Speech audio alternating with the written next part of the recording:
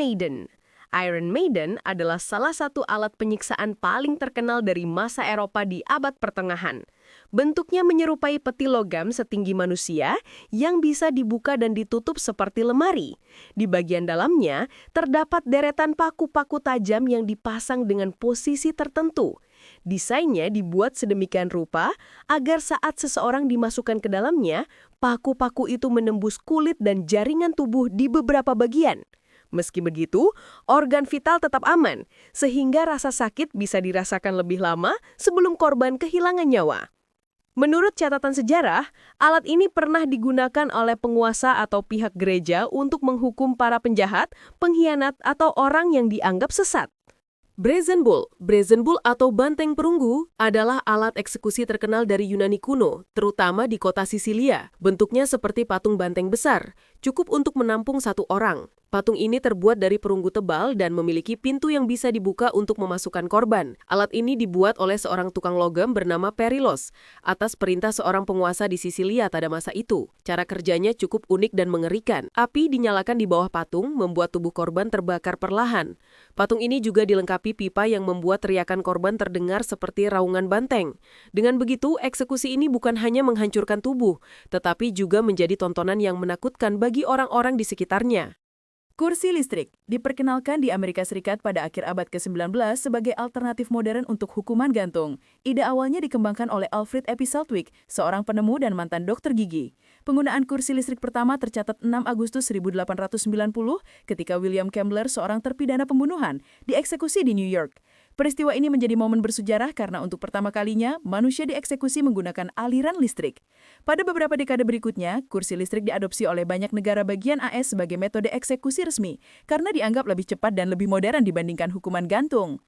Chinese water torture adalah metode penyiksaan di mana air diteteskan secara perlahan dan terus-menerus ke kepala atau wajah seseorang yang diikat, membuat mereka menderita secara fisik sekaligus mental. Korban diikat agar tubuhnya tidak bisa bergerak, sementara tetesan air yang jatuh berulang kali ke tempat yang sama menciptakan sensasi dingin, nyeri, dan tekanan psikologis yang semakin berat. Ketidakpastian kapan tetesan berikutnya akan jatuh membuat korban gelisah, kehilangan kendali diri, dan dalam jangka waktu lama bisa mengalami gangguan mental serius.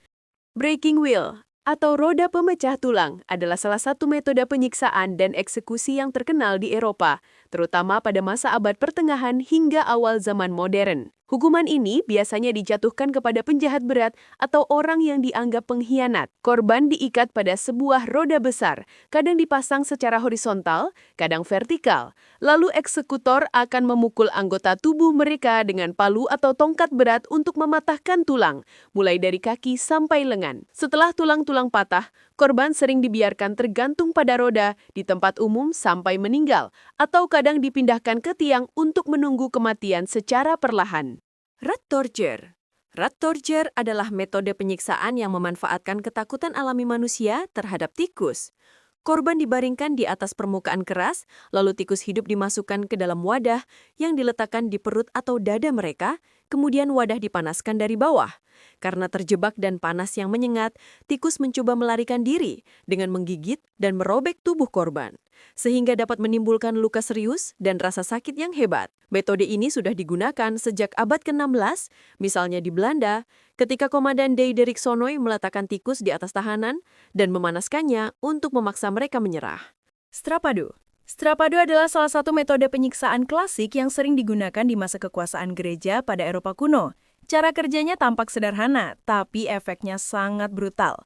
Tangan korban diikat di belakang punggung, lalu tali pengikat itu dikaitkan ke katrol di langit-langit. Setelah itu korban diangkat perlahan hingga tubuhnya menggantung. Seluruh beban tertarik ke arah bahu dan sendi tangan. Dalam beberapa kasus, korban dijatuhkan tiba-tiba, lalu ditarik lagi ke atas berulang kali. Akibatnya sendi bahu bisa terlepas, tulang bergeser, dan rasa sakitnya sulit dibayangkan. Metode ini sering digunakan untuk memaksa seseorang mengaku, terutama pada tahanan politik atau orang yang dianggap melawan ajaran agama pada masa itu. Rek atau yang sering disebut roda tarik adalah salah satu alat penyiksaan paling terkenal dari masa Eropa kuno hingga abad pertengahan. Sekilas bentuknya seperti meja panjang dengan roda di kedua ujungnya. Korban akan diikat di atas meja itu, tangan di satu sisi dan kaki di sisi lainnya. Lalu penyiksa mulai memutar roda perlahan, membuat tali di ujung-ujungnya semakin kencang. Sedikit demi sedikit, tubuh korban tertarik semakin kuat, membuat sendi-sendi bergeser, otot menegang, dan rasa sakit menjalar ke seluruh tubuh.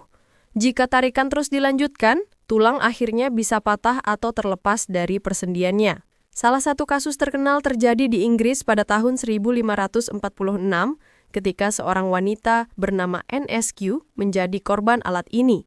Ia adalah pengikut ajaran baru yang menentang doktrin gereja Katolik pada masa itu.